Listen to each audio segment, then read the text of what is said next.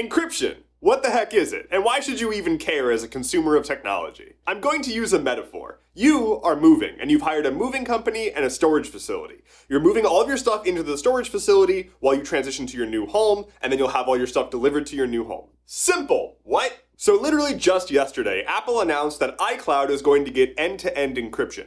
But what does that even mean? Wasn't iCloud already encrypted? Well, yes, but actually no. So typically, when a company says that their service is encrypted, they mean encrypted at rest. But what does that mean? Encrypted at rest means that your data is encrypted on their side and then stored. In our metaphor, the equivalent would be putting your stuff on the moving truck, it takes it to the storage facility, they then put it into one of their storage bins and lock it. They hold the key to that bin. They can get in. You can't. They choose when access happens. Now, typically, it would be good business for them to give you access when you want access. So they use their key to give you your data back every time you ask for it. But only they can access it. Now, if a random burglar comes in and tries to steal your stuff, they can't because it's locked up in that bin. But an employee of the storage facility can get in whenever they want. And law enforcement can force the company to give them the keys. Your data is encrypted, sure. People can't get to it without the key.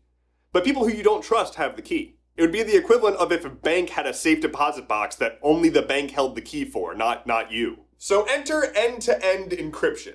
End-to-end encryption is honestly a win-win-win for anyone who doesn't want to explicitly snoop on your data. The way it works is your data is encrypted before it even leaves your device. By the time it gets to their servers, they have no idea what it is, they just know it's your data. So they store it, but only you have the keys. In our metaphor, this is like you taking your important stuff, putting it inside of a safe, giving that safe to the moving company, and the moving company takes it to the storage facility. Yes, the storage facility knows that this safe has your name on it, but they don't have the key, they can't open it. If a burglar comes in, they also can't open it. If law enforcement challenges the company to give them the company has no key to turn over, so they can't do anything. Of course, this presents a problem for law enforcement, and that's why they are trying to use legal systems to get around that and force end-to-end encryption to not be a thing.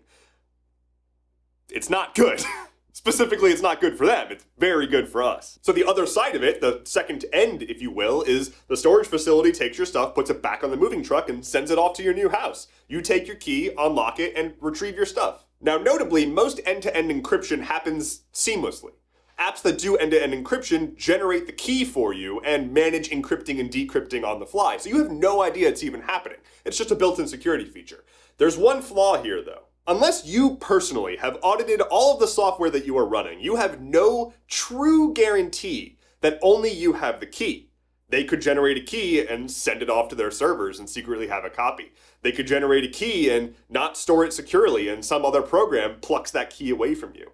It's not a perfect solution because nothing ever is. But for most above-board operations, it is in their best interest to not know your key. Again, it gets them out of a whole bunch of legal trouble, and they can just store your data and not care from there. Plus, it's a good marketing tactic to say, hey, we're not snooping on you. Okay, so end-to-end encryption is very good, but what is military-grade encryption? Is that even better? No, it's not. It's essentially the same thing. Military-grade encryption is a bullshit marketing term. It refers to AES 256 encryption. That's just an encryption standard. It is an algorithm that takes files and encrypts them. That's all it is. And like everyone uses it. You are using it right now. If you use HTTPS in your URL, you're probably using AES 256. Which is to say, virtually all of the internet by default is using military-grade encryption. This also strikes at the core of the bullshit that is VPN marketing claims. VPNs love to say that they encrypt your data, they protect your data, blah, blah, blah, blah, blah. They're not actually adding any security that isn't really already there. The only thing a VPN does for our metaphor is change who the moving company is. So like, yeah, sure, it makes total sense. If you trust a different moving company much more than another one, yeah, use that moving company. Use that VPN. But that's all it does. It's just a moving company. It just changes who can see your data along the way. Now, your data is probably encrypted regardless, but like I said, it's a bullshit marketing term. They just need something to advertise themselves that isn't just bypassing region locks on Netflix. So finally, why should you care? Well, you might not need to. You probably don't need to care about encryption. You probably don't have a ton of data that's hypersensitive, but you probably do have a little bit of data that's pretty sensitive. The term to keep in mind here is threat modeling. In essence, threat modeling is just cost-benefit analysis.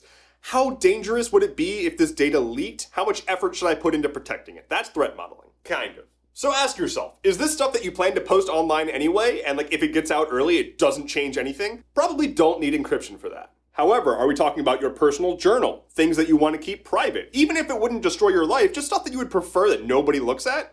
Yeah, you might want at least at-rest encryption for that. On the other hand, are we talking about data that would ruin your life if it got out? Are we talking about super sensitive information, stuff you want to keep private? That is where you definitely should use end-to-end encryption. Now, of course, if you want to put in the effort, it's never a bad idea to just end-to-end encrypt everything that you ever want. It doesn't hurt. However, if you lose the keys to your end-to-end encrypted data, it's gone forever. That's why, for example, in Apple's iCloud end-to-end encryption rollout, they make it very clear before you opt in that if you lose access to this stuff, if you have no more way to get into it, it's gone forever. They can't help you. That's not really as spooky as it seems. Like, they're gonna handle putting the keys on your phone and keeping things available. But again, you're trusting them to make sure that the keys are managed properly. And they want to do that because it's in their best interest from their marketing strategy. But that's the only thing you have to go on, is how much can you trust their marketing strategy. Nothing is ever perfectly encrypted, and it's always a trade-off. The only way to ensure that your data isn't gonna get stolen is never connect your machine to the internet ever.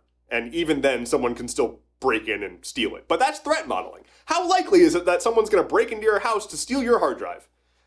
Probably not very likely unless you're a very specific person. I hope you learned something in this video. If you have any questions, put them in the comments below. I'll be happy to answer anything I can. Take care and be well.